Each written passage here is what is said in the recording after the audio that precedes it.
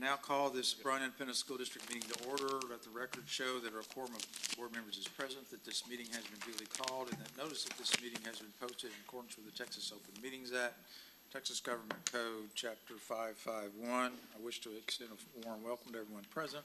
I ask that you please turn off the sound on your electronic devices. We will now begin with the information items on the agenda, and that will start with item 3A, Bryan ISD selected for the Texas Strategic Leadership Program. I'm doing the pledge. Well, it's not on here. Do we do the pledge on? I don't think we do it. Okay, not during the, okay, I just wondered. Sorry. Thank you, Mr. Stasny. I'd like to invite up two guests today from Region 6 Educational Service Center. This is David Manley and Jay Smith, and they're here to share some exciting news about Bryan ISD being selected for the Texas Strategic Leadership Program. Gentlemen. Thank you, Dr. Ibarra. Appreciate that. Mr. Board President, members of the board, Mrs. Carabine, we're so excited to be here today. As Dr. Ibarra said, my name's David Manley. I'm Texas Strategic Leadership Coach from Region 6 Service Center in Huntsville. And I'm accompanied by Mr. Jay Smith, who is also a Texas Strategic Leadership Coach and Performance Management and Data Specialist. So we're excited to be here today to welcome you, Mrs. Carabine, Bryan ISD, and your leadership team to participate in the Texas Strategic Leadership.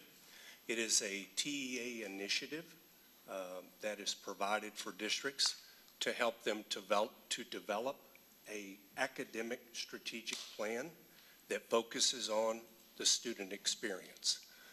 It is at the end of the day, will be a 3 to 5 year strategic plan specifically targeting academics and that student experience. What you'll see or what you will receive, superintendents and their leadership team, will leave the process with some tailored deliverables. One of those is a landscape analysis that will give you an idea or illuminate your current state of the district. You will also finish this 2-year process with an academic strategic plan with prioritized research-based strategies to pursue as a district. You will receive a high-level plan of implementation as well as performance management of the strategic plan that you design. And the systems will be aligned to execute the priorities that are identified in that academic strategic plan. Also forward movement on stakeholder alignment and change management. All of this work in your strategic plan, academic strategic plan, will be aligned to the effective district framework. The effective district framework was designed by TEA with superintendents from across the state to identify and codify best practices and put those into 6 levers to allow districts or to support districts in aligning their systems to create rigorous and supportive learning experiences for their students in every classroom, every day. On the right-hand side, you can see that all of the work, again, will be aligned to the EDF. Those 6 levers are planning and performance management, talent systems, integrated student supports, academic experience, instructional capacity building, and finance and operations. All of this work is really part of lever 1 of the effective district framework, and that is the planning or creating the plan, implementing the plan, and then monitoring that plan and performance management of that plan over a 3 to 5 year process. Unlike most things from TEA, this is absolutely not something that you get a call or a letter from TEA to participate in. This is an exclusive club. I believe the current quote from the Texas Education Agency and the commissioner is for us to identify the creme de la creme of Texas superintendents to participate in this process. So I can tell you that the competencies that we look for when recruiting, there is a full page of competencies provided by TEA. We just simply listed 3 for this presentation, but it is an exhaustive list of look-fors, the skill set and the mindset of a superintendent who is willing to embark in this work. And of course, Mrs. Carabine is probably the model of that work. I fully expect at the end of this process that when TEA sends out this competencies page, it might have Mrs. Carabine's picture over in the corner. As well as we look for competencies when we interview and we first start talking to Mrs. Carabine. Of course, we also try to identify and make sure that the current board in that particular school district also has the competencies and the willingness to participate in this work. So what we found very quickly is a perfect marriage. Hearing from Mrs. Carabine and the relationship and the transparency that she has created and the collaboration with this board for sure meets all of the competencies also outlined by TEA. Again, there is a full page of look-fors, and we just simply listed 3 for the school board. That commitment to strategic governance is a big one, and engaged with purpose, and of course, most of all, focused on student success. Once we've identified and we've recruited that superintendent, then the superintendent has to conduct an interview with TEA. And I would like to say that Mrs. Carabine's interview was amazing. When all 3 of the people from TEA are shaking their head like this at every answer, that's a pretty good sign. At one point, one of the gentlemen on the TEA call was so excited about her passion for the work, especially for the passion for teaching and learning. He made the comment that he was so inspired by her passion that he was wanting to apply for Bryan ISD. And of course, I had to say, you're going to have to fight me for that because I'm already looking for jobs based on that interview. It was also one of those deals where Jay and I, who recruited Mrs. Carabine to participate in this, it was kind of one of those proud moments where you could kind of sit back and say, that was our superintendent that we recommended for you TA folks. But they were thrilled. She did an amazing job. I guess you already know that. I'm preaching to the choir. And then, of course, after that interview with TEA comes the TEA approval. I will tell you that this is a very selective process. You are invited to do this. You are recruited to do this. Only about 3% of superintendent and school districts in the state will participate in this program this year. So you really are, or your superintendent, the leadership team, you as a board, are the creme de la creme of districts across the state. And really what I would say TEA and the commissioner's goal for this work is they want districts to engage in this work with fidelity. And as a result of that, be a model for other districts around the state once you've conducted that work. Because along with this, your student experiences are going to change in every classroom across every campus in your district, and therefore student outcomes will change. So the goal is to select the very best in hopes that that work will become the model for other superintendents and districts around the state to follow. So kudos to Mrs. Carabine and her team and you as a board, a very selective group of folks that will be participating. What you'll get as supports with this work is, of course, Mrs. Carabine and her leadership team will receive some executive coaching from us. They will have the opportunity to participate in statewide learning labs where they will see some exemplar visits with the effective district framework. Again, everything that's done will be aligned to that effective district framework. It is a cohort model, so there's an opportunity to network and learn from others that are participating in this work across the state. You will receive, and we will do a landscape analysis of your current reality of classrooms K through 12. And then probably the most important piece of this work that kind of differentiates it from other work that I've seen in the past is that planning and performance management support that will be a part of this process, which will allow you strong implementation of your academic strategic plan and that continuous improvement model. So to speak to that data, I will turn it over to Mr. Smith to speak to the data beliefs and the milestones that will be accomplished in this work, as well as some of the systems thinking that this work is aligned to. So one thing that he mentioned is that what we do a landscape analysis, but we also do some performance management. During that process, we do collect data.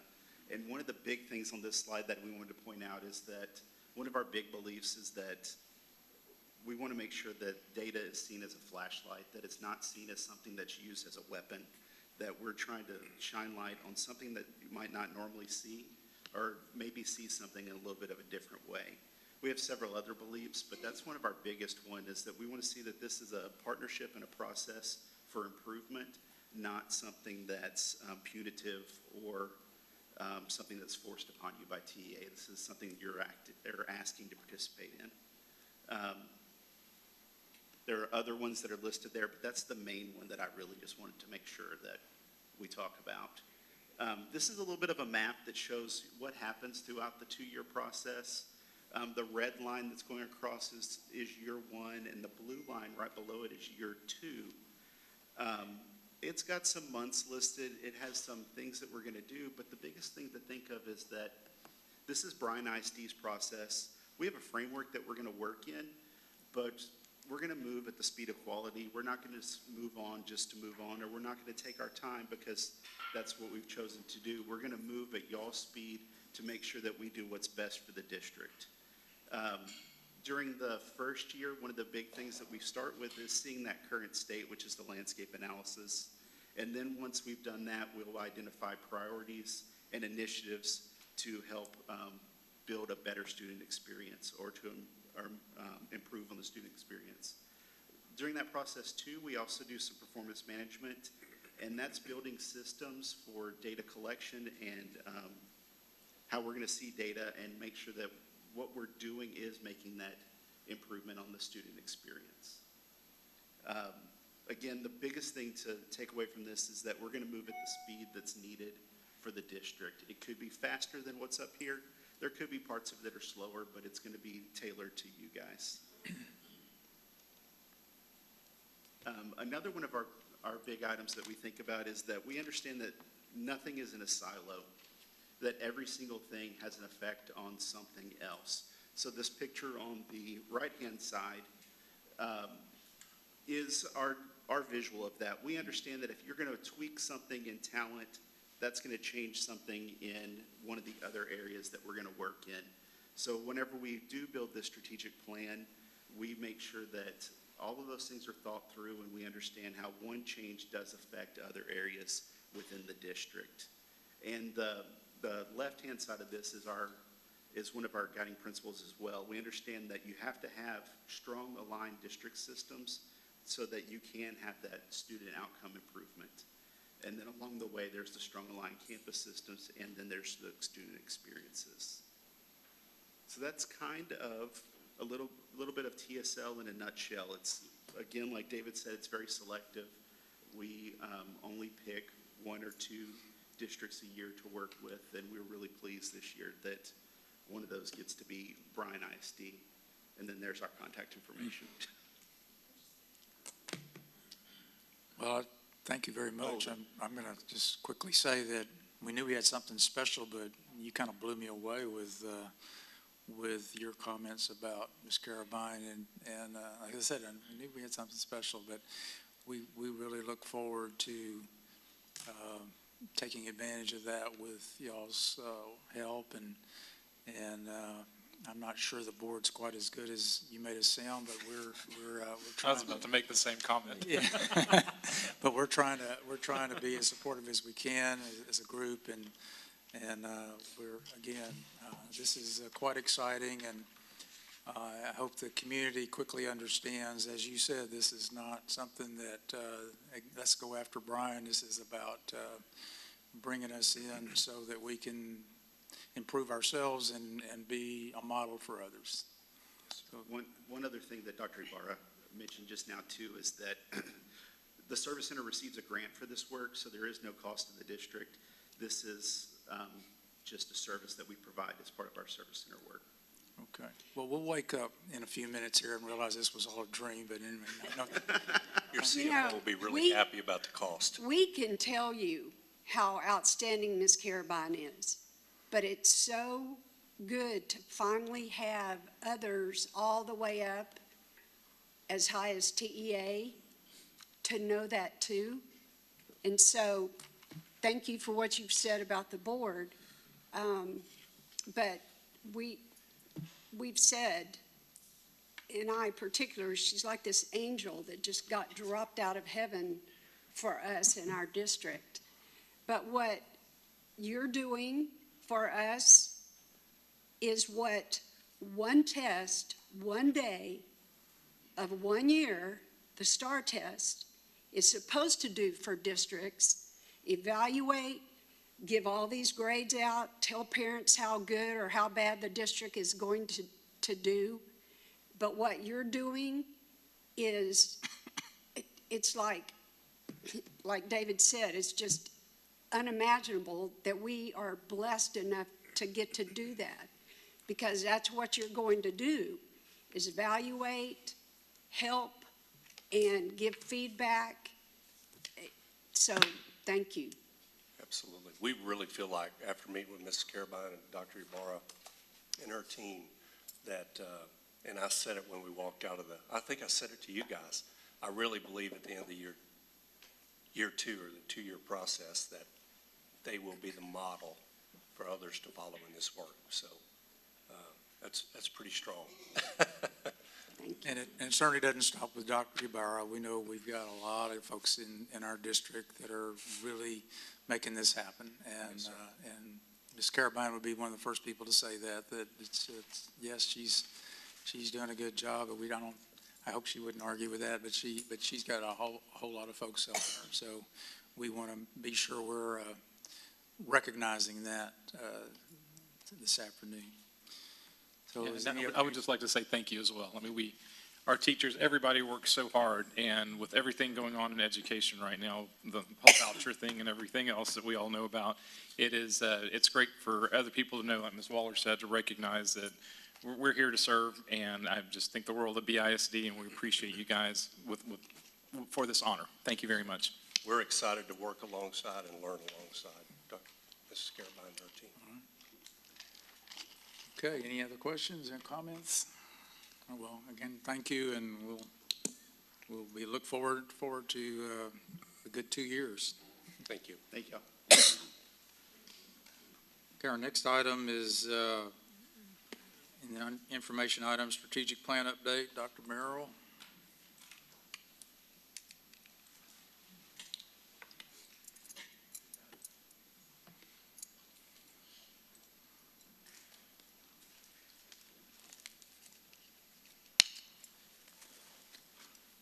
We appreciate the opportunity to come back. We've been in a few of these meetings talking about the work of the strategic planning, and it fits really nicely with the conversation and the presentation that you just had. It's going to be part of the work. Part of the slide, the clicker.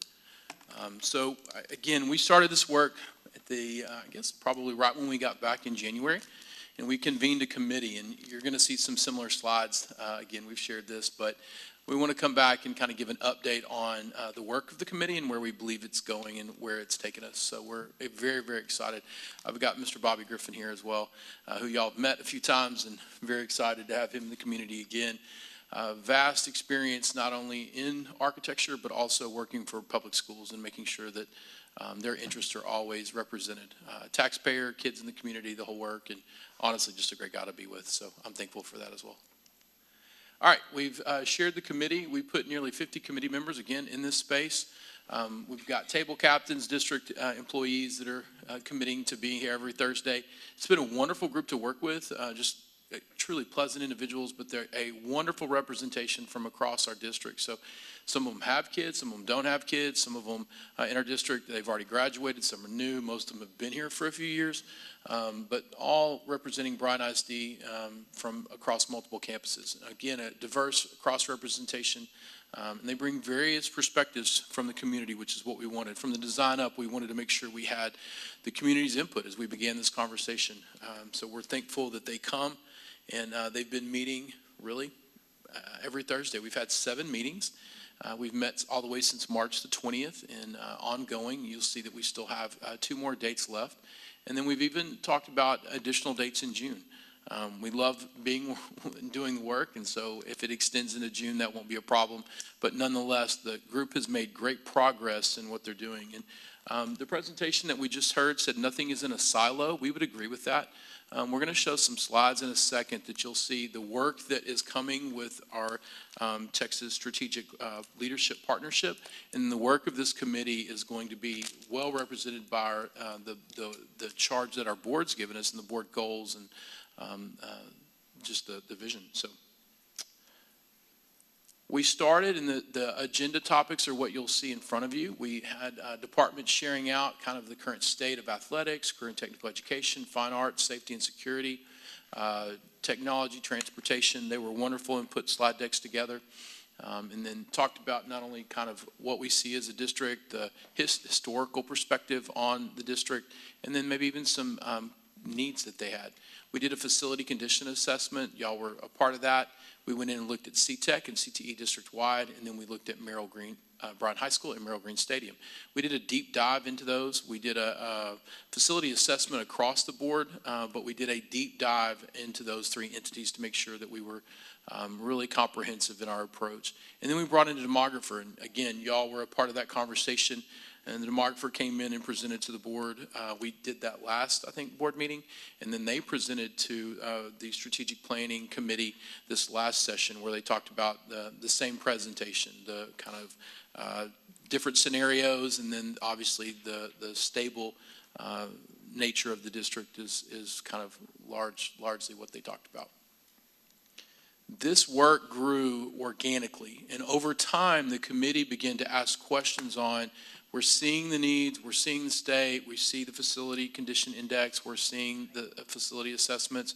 They're talking about all of these factors, and they begin to start to use the word bond.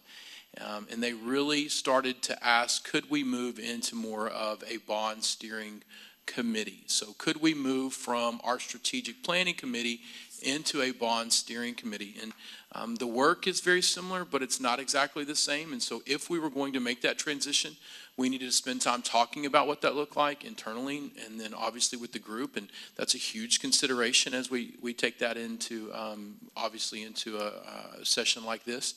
But they knew that we had talked very early on about the facilities and infrastructure, which is a large portion of what a bond committee can do. And so we talked about it, got buy-in from the group, and born was the bond steering committee. So you'll see up there, again, it is designed very similarly to what the steering committee was. You would want in both cases a broad cross-section of parents, students, staff. All of that is a very true statement for our strategic planning committee. And then they work with an advisory capacity administration regarding long-range planning and then future bond. And so it dovetailed very nicely with the work that we had done, and it had, again, organically just risen up. They had said time and time again, like, hey, we're seeing the needs, we're seeing the various presentations, and are we just stopping there, or do we take it to the next step? And so out of that, again, was born the bond steering committee. And so with that is sort of, again, the change comes some additional responsibilities. Yes, with strategic planning, you get to cast vision, you get to ask questions, you get to do a lot of that work, but nonetheless, it takes on a completely different consideration if it's a bond steering committee. Dr. Merrill, if I may interrupt you for just a second. I just wanted to be kind of clear.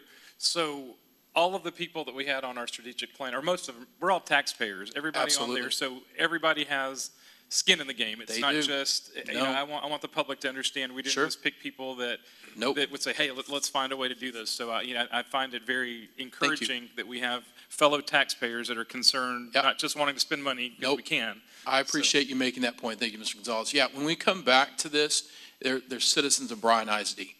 It was important that they represent this community, that they live in this community, and we're not having someone outside of our own town making decisions for us. I think that's critically important. And again, as a taxpayer that lives directly in the middle in the city of Bryan, I have a vested interest as well. So absolutely. And all of the information, I have the link or show this slide coming up. All of this has been made available to the public. We've posted it on the website. We've not hidden. We've been in here a couple of times. We've shared it out. The work has been broadcast on various various platforms. They knew the strategic planning work was happening, but we were excited, I guess, when they started seeing it and they knew that could we take it to the next step? And so that's really where it came from. And again, when that became a possibility, we circled back around and said, okay, great, strategic planning work had this charter. If we're going to take on a different charter, this is what it would look like.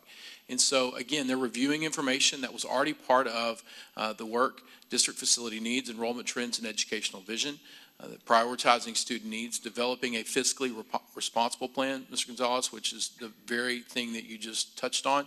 They work with the bigger picture. They're providing input regarding district facilities' ability to support education in this community, providing insight into what the broader community might support, serve as ambassadors for the process and any proposed plan, and then hopefully have fun, all of which has happened. But if they're going to take on that work, then that becomes part of that conversation that we have. It would be interesting, talking about what Leo just said again, it'd be interesting to take a vote or take a survey at the next meeting, how many children and grandchildren Oh, are gosh. represented on that committee, and how many committee members are Bryan ISD former students, to just show We could get a the perspective. vested Sure. interest. Including students. We have 3 students from different campuses that are sitting on that, and they provide insight that is so valuable. But I agree. Grandparents, parents, Yeah. former graduates, people with students, former graduates, it is truly a diverse representation. So it just shows how much the committee has their heart into it. Absolutely, for sure. Thank you for making that point. And so truthfully, this is a slide that would kind of show the process. We started with strategic planning, goal setting, public school, all of which are necessary factors. Again, we don't work in silos. There's overlapping work from, we come back to, I think it's this slide here, you'll see many of what that work that they just presented is going to cover. And then our little piece of the pie is definitely there. And they said, look, we're seeing this, we want to take it to the next step. And so we said, okay, let's take it to the next step. And so this is that process that takes place where it goes from strategic planning to we've got valuable information and what are we going to do with that? And that committee's work of vested citizens said we would like to strongly consider. And so then we begin to bring in presentations. We begin to use tools in our toolbox to be able to talk about what costs would look like, all of those things, capacity, all of those conversations, demographer capacity, to develop a plan. And so again, we recognize, the committee recognizes they don't call for a bond. That's the work of the board. But yet their job is to take all of this information as representatives of this community and say, like, this is our thoughts on it. We've been meeting for 7 times. We'll meet for a total of 9 when it's all said and done, possibly even over the summer. And they're doing their own homework. They're studying, honestly, countless pages. We gave them the 262-page document that our demographer gave us. We've given them all reports they could possibly need and or want to review to help us make decisions, because again, to both points of our board members, they're vested in this community. Brian, does the strategic planning committee become the bond steering, or do we reappoint? No, they're just naturally, we had a formal conversation with them last group where we talked about what that would look like, and then transitioning over, them going from just sort of strategic, making recommendations, to a full-out bond steering committee. And again, overwhelming, if not unanimous, support for that, understanding that work has naturally and organically. For some people, they might have started there and known that this could potentially go there. For others, it just sort of happened over the 7-week process. Thank you. Again, phases of facility planning and bond steering. So we've determined needs. We've looked at the current conditions. We've met with stakeholders. We're collecting, obviously, all of our assets, providing all of that information. We're reviewing facility condition indexes, reviewing costs. And the goal would eventually to bring a presentation or a recommendation to the board. And then for y'all to make a consideration and then determine if and when that would happen, if something were to be called. But again, they're looking at all of the projects knowing that this is ongoing work. The same way that strategic planning, Mr. Griffin's made this point, we've known it as well. It doesn't stop. It doesn't always lead to a bond referendum. That's not always the case that something would happen. The strategic planning presentation before is not going to lead to a bond referendum. We will do this probably in a couple of years, and we will present out, and it may not lead to a bond referendum. It only, as it kind of organically, naturally happens, do the committee members say, hey, I think with everything that we're seeing, we need to consider the following option. It does not always do that. In this case, it did. Every 2 to 3, 4 years, we need to constantly be doing this, evaluating just the state of the district. That's part of the natural process of being in administration and leading work. So I'm thankful for that, and then we'll develop proposed plans or projects and obviously make some presentations. I've shared this already. We've got this on the website. We're open and transparent. Committee members, all of that is there, and so we definitely think that we want to put this out to the community, and we want them to be a part of it. And so whether it leads to a bond or not, we want them to be educated and transparent with what we've been presenting. Any questions? I already interrupted you enough, so thank you. I Comment. appreciate it. I just want to commend you on the process, your thank you. team. Just seeing the engagement of department heads, campuses, input, feedback through the administration, bringing all that information in front of our committee. The committee is incredibly engaged. They are. Which has been impressive. They are. They're asking difficult questions. There's some difficult work ahead. There is. But just to see the engagement and just the input and feedback from all parties, it's been fun to watch and be a part of. So Yeah, I thank agree. you. Yeah, it's a fun group, and the work is meaningful, which I appreciate very much so, and I think they appreciate that as well. Well, if there are no other questions, it is, from my perspective, also been extremely well done, positive, so thank you all very much for Absolutely. that. Thank you. And that guy that didn't talk very much sitting right beside Yeah.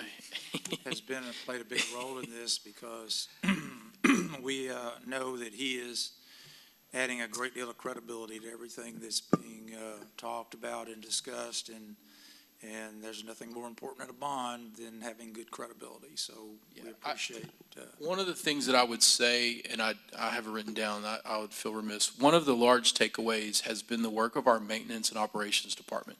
Mike Cullen, Robert Ureta, Rick Scott, Ron Cooper, go down the line. Every man, woman, everyone has done such a phenomenal job in maintaining our building, and I appreciate it. And Mr. Griffin joined us, and as I shared at the beginning, he brings a whole different lens in making sure the very things that you talked about, that our interests are always represented. And I've gotten an education, walking around with them in the buildings and talking with contractors and making sure our warranty requests are being honored and that everything is really taken into consideration. And being able to speak that language is very, very important. Again, the representation that you talked about, having people that live in this community that write the taxes, all of that, paying the same bills, and he does that. And so when he's there, he's taking those things into consideration, knowing that it's his dollars at work as well. And so it's been a blessing to have him, and I'm very, very thankful for his presence. And so he's man of few words, but I'll let him say something. I'm clearly not. I'm not as. I bet he'll say it when he needs to, Brian, but that's all I care about, Mr. Griffin. I know you'll say what needs to be said, so. That's right, yeah. We're good. I like it. Okay, great. Well, thank y'all again. And we'll be hearing more about this in the future. Thank you. Thank you. Budget update, Mr. Besaw and Norma Friddle, is that how it's pronounced? Friddle or, okay, Friddle. We just got Besaw right, so you'll have to give us a little time, Ms. Friddle.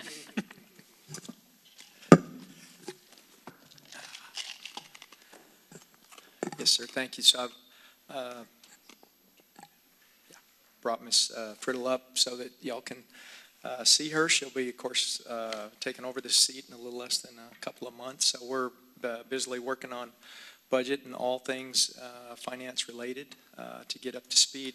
We wanted to take a minute today to go through the presentation that actually most of which had gone to the campuses. Ms. Carabine and almost all of cabinet split up, and we've been doing our road show, as we've called it, the last couple of years, just to try to get the information in front of as many people as we can, as many staff members, and get valuable feedback on what they think could be possible, or where they think there might be some additional room for some savings or for some efficiencies. So we always start, of course, with our board goals. Support high-quality instruction, retain our high-quality staff, maintain a healthy fund balance, and, of course, safety and security is high priority. And some of this you all have seen. You've seen it multiple times, perhaps. We'll also go through a little bit of a legislative update as to where we are today and what we think may happen going to the future. Of course, these are the legislative timelines for the last couple of years. We've talked about these, but we always, brought it forward to just to let everybody know, where we are, the struggles that we're looking at. And of course, you can see on the very right side, the January 25 legislative session is in session now. They have just passed, the governor signed the education savings account. We'll cover that a little bit more as we go. And just bring forward some information from other districts. You could go out there and Google at this point.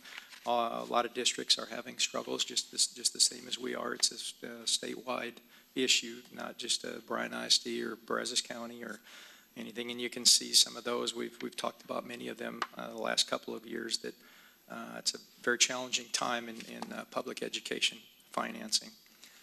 Then we'll just talk about the types of funds in public schools, just to be sure we're dividing them, keeping them separate. Of course, our local funds is the main funding source for our day-to-day operations. Includes our fund balance, which we have to maintain with 60 to 90 days operating costs. Bond funds, debt service we call it, or interest in sinking. And of course, that requires voter approval.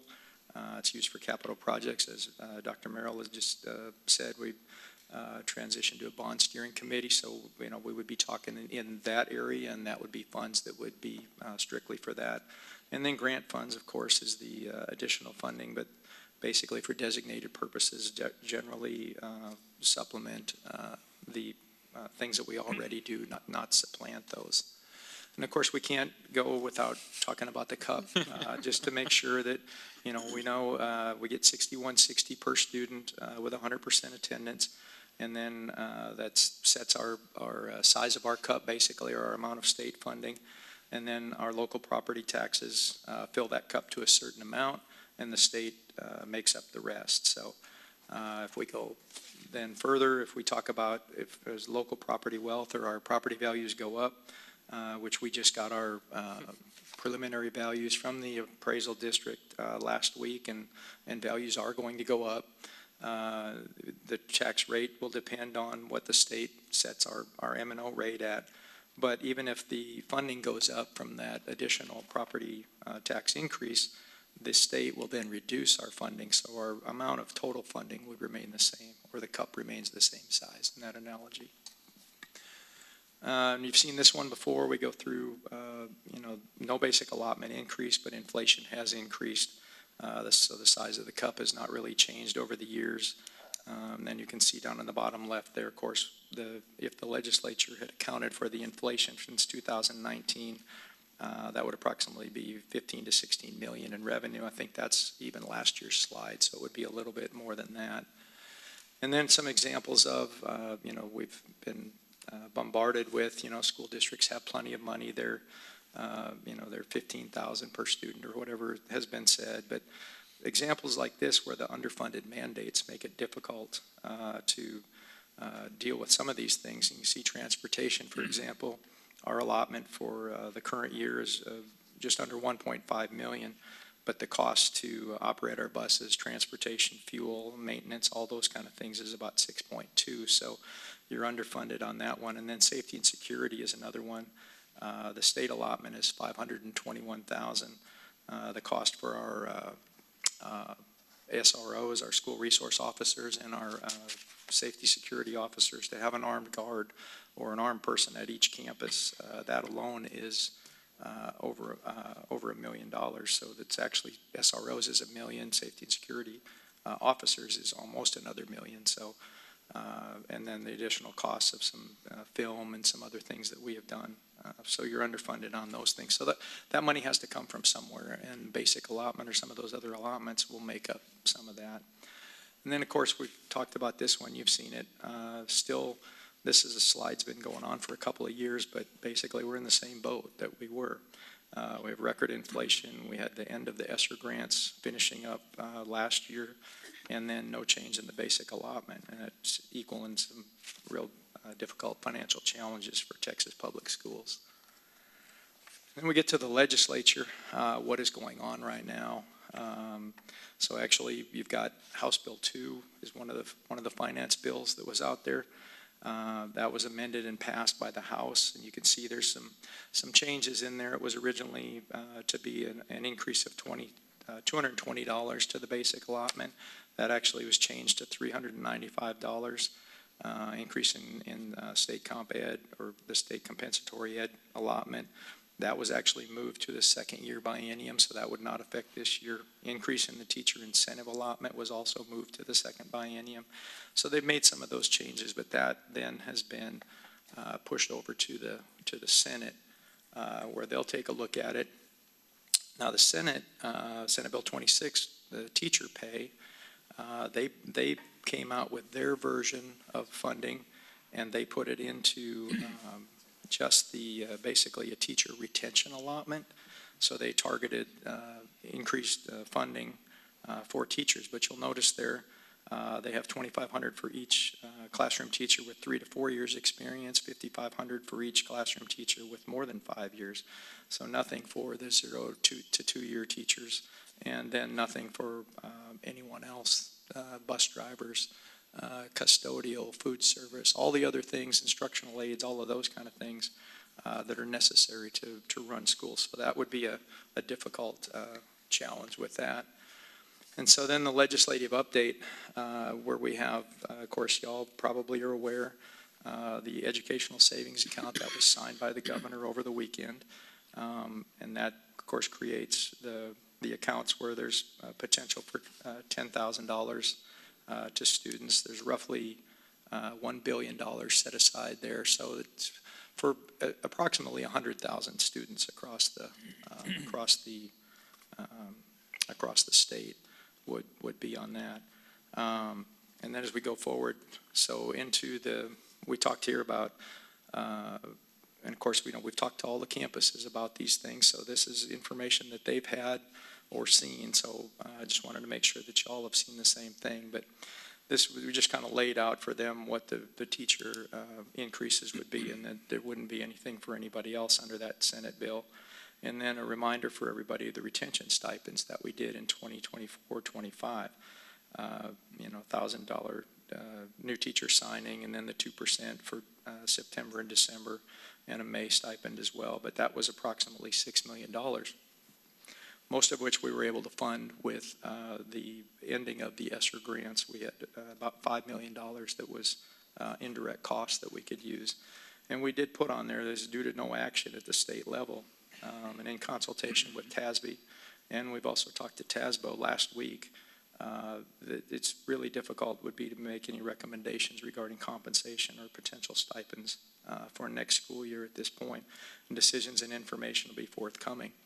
So in the discussion with Amy Campbell, who's presented to y'all from TASB, and Amanda Brownson, who's also presented to y'all from TASBO last week, their best estimate of what will happen with the legislative session is that the House Bill 2, which has the basic allotment increase and some of those other things that would be more discretionary funding for the school districts, will go to the Senate. They feel like the Senate will strip out most, if not all, of the basic allotment increase, and they'll plug in some of their language with more targeted increases for teachers or specific groups, as opposed to leaving in a basic allotment for school districts to use discretionary. And then that will have to go to a committee, a joint committee of both houses. They have to agree on, work that out before it can ever go to the governor. So we may still be excuse me, we may still be a ways from deciding or getting any information on that. But we would hope now that the education savings account has been signed and that's on, that the governor would put some emphasis behind perhaps, funding the rest of the public education funding. And these are some of the items we've talked about before, but we brought these to the campuses as well, that some of the streamlining the budget things that we've done there, 23 and 24. We did some items, 24, 25. Also, some of these reductions in different areas and efficiencies and streamlining so that we could trim the budget as best we could to try to make that go further. And then, of course, at the end of the session with the campuses, we had feedback and input, had the QR code there. They could scan that and they could enter whatever ideas, whatever feedback they felt like was beneficial or helpful or complaint or whatever it was, but they could put it out there, and we reviewed all those. We did over the last couple of years, we did find some ideas in there that were helpful. And you can see some of the ideas there that they, in general terms, that they came up with to, filling vacancies internally or streamlining staffing, consolidating programs perhaps, and some of the resources, looking at, master scheduling, some of our software resources, and just try to review everything and make sure that we're utilizing everything as best we can. And then this is the budget timeline where we are.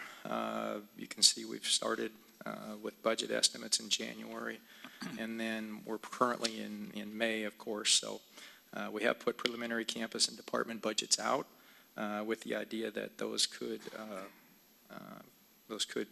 be decreased possibly if there's no more funding coming at all.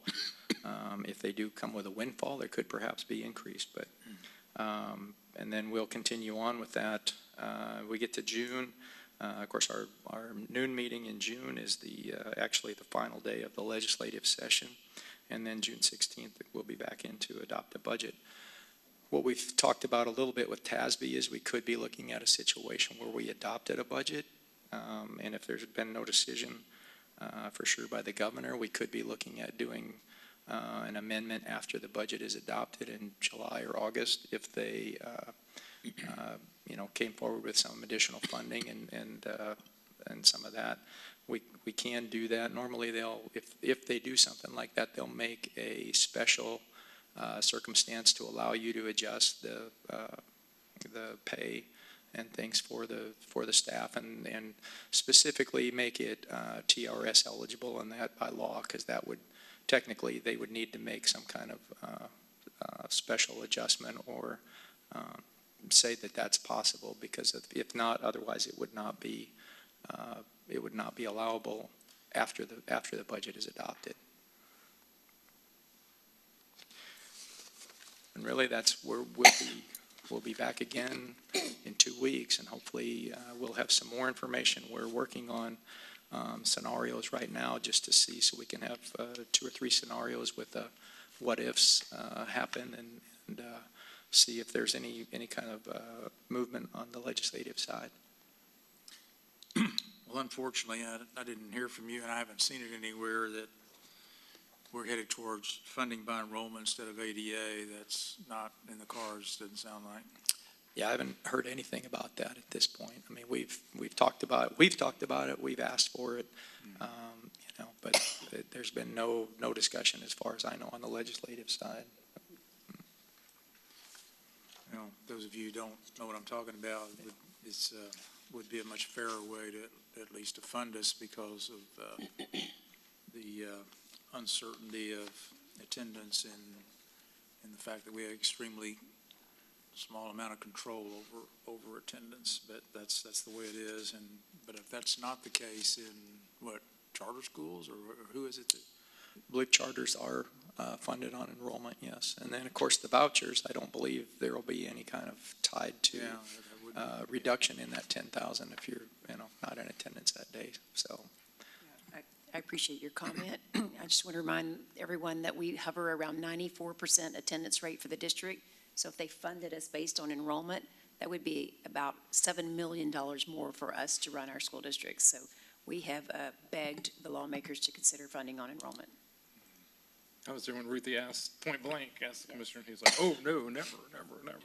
A little So of frustrating. course, our devoted teachers and staff, everybody that works for the district, one of the only careers that signs a contract and has no idea exactly what they're going to be making. Well, thank you very much. Always appreciate the very thorough report, and Norman, we appreciate you learning as you go here, and I'm sure you're learning from the master, so. Okay, well, I guess we'll move on to public comment. Citizens may make comments on topics relevant to district business. They should be limited to 3 minutes, and any concerning specific students or personnel will be heard in closed session. Do we have any? All right, no public comments. Consent agenda, we have a couple items there. And please check that. If you want to remove one of those items for discussion, you may. If you do not, I will entertain a motion. Mr. Stasny, I move approval of all the items listed on the consent agenda. Second. Motion made by Mr. Gonzalez, seconded by Ms. Benford. Any discussion? All in favor, say aye. Aye. All opposed? Unanimous.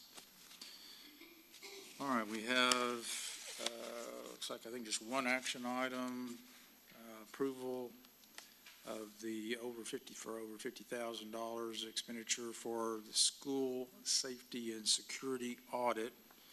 And I think we have Mr. Besaw back along with Rich Himmel.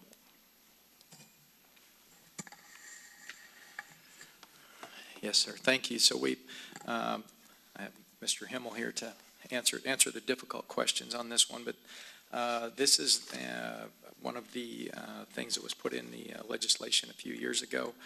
I'm not sure how many of these we've done, but by education code, at least once every 3 years, each school district has to conduct a safety and security audit of all facilities. So this doesn't include just the campus, it's all facilities. We've had Region 6 do this for us over the past few, and we've received very, very high standards on that. Then they will come after it's completed. They will discuss to the board and, of course, go to closed session to discuss any issues or anything they find. You may remember we just did the district vulnerability assessment, which was separate and above these audits that have been on the books a few years. But this is something that is required by law, and we have contracted with Region 6 to do them as they are authorized by TEA to do that, if I'm correct, yes. But the scope of it is basically reviewing, checking everything from our fences, door, all the things that we've done, security vestibules, the entire district, basically, and then bringing a report forward to the board.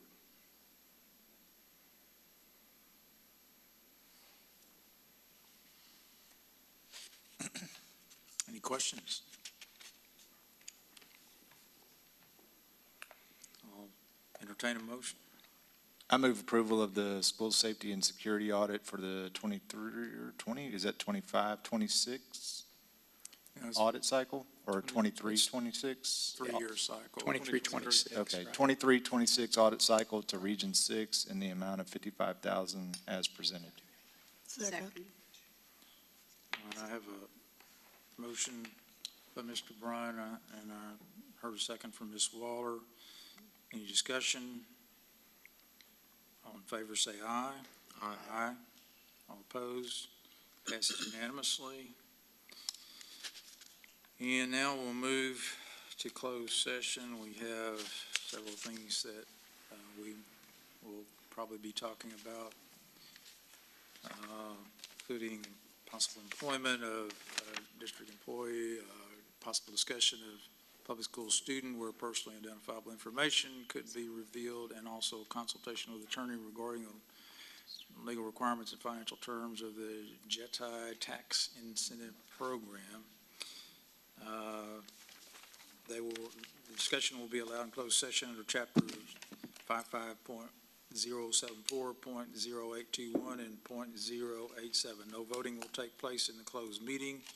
Any action the board wishes to take as a discussion in closed session will occur after the board reconvenes in open meeting. The time is now, looks like 12:54.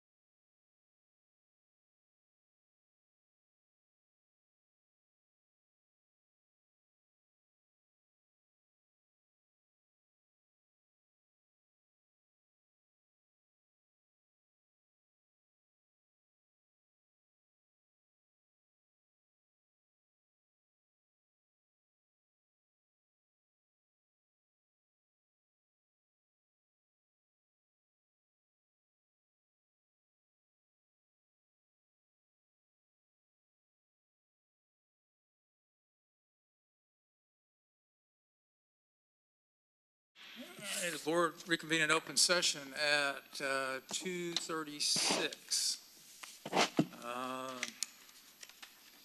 No action was taken in closed session. I believe we have consideration of approval of recommendation for the principal of Mitchell Elementary. Mr. Stasny, I'd like to make a motion to approve the recommendation of Jessica Paney as principal of Mitchell Elementary. Second. All right, motion made by Mr. Bryan, second by Ms. Benford. All in favor, say aye. Aye. All opposed? It's unanimous. Next item is consideration of possible action regarding superintendent's recommendation to terminate probationary contract at the end of the contract term of a classroom teacher. Mr. Stasny, I move that the Board of Trustees terminate the probationary contract with Angela Tucker at the end of the contract term in the best interest of the district and direct the superintendent to provide notice of this action to the employee in accordance with state law. Second. Motion made by Mr. Gonzalez, seconded by Ms. Benford. Any discussion? All in favor, say aye. Aye. Opposed? Hearing none, it's unanimous. And there being no further action, we are adjourned at, where are we, 2:37. Took 1 minute.